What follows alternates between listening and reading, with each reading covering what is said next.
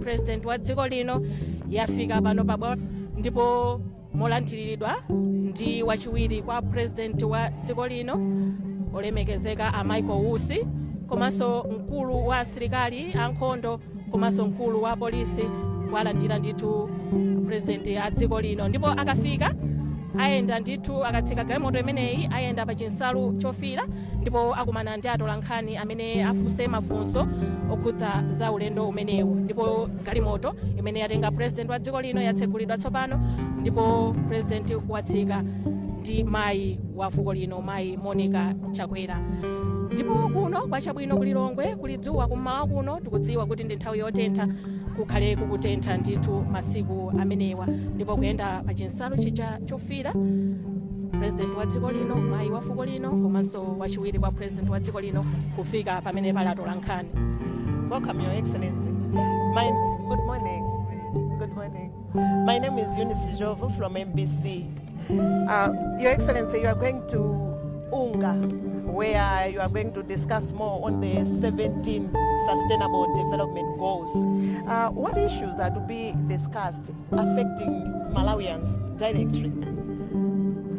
You know that every country has been reviewing their status with regard to these sustainable goals, and so Malawi inclusive.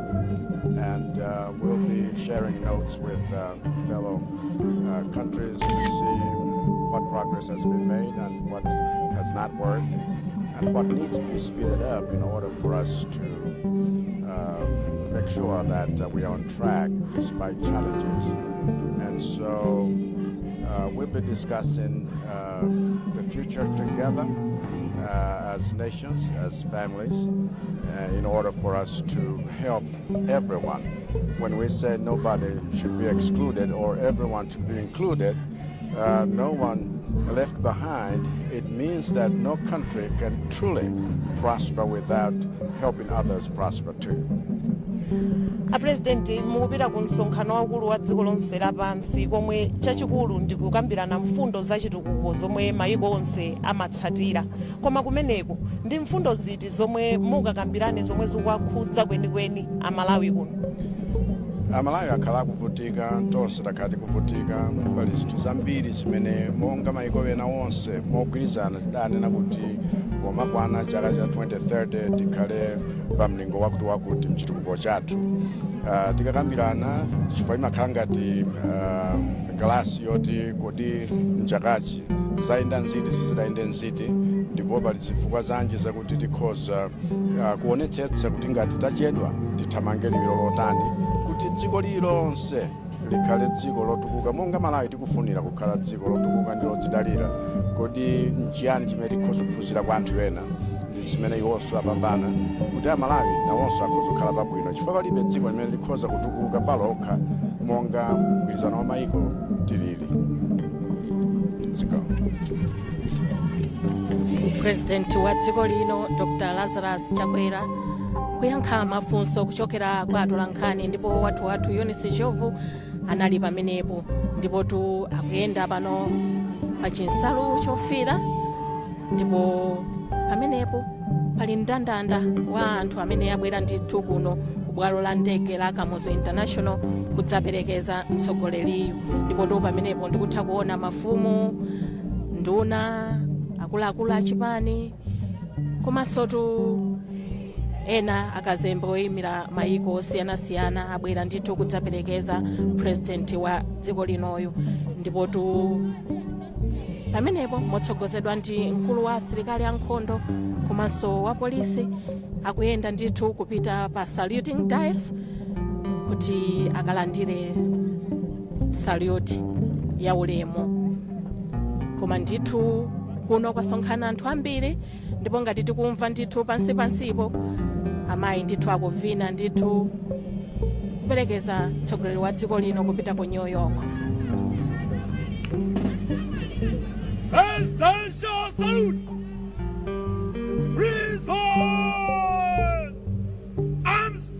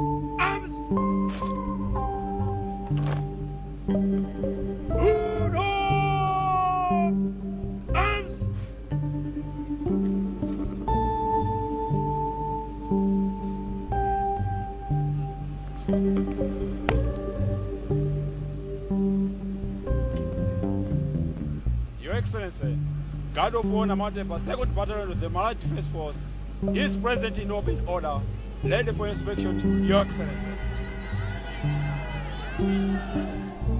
Parade Commander kupempha President wa dziko lino Dr. Lazarus Chakwera kuti akaendere perete wa asilikali.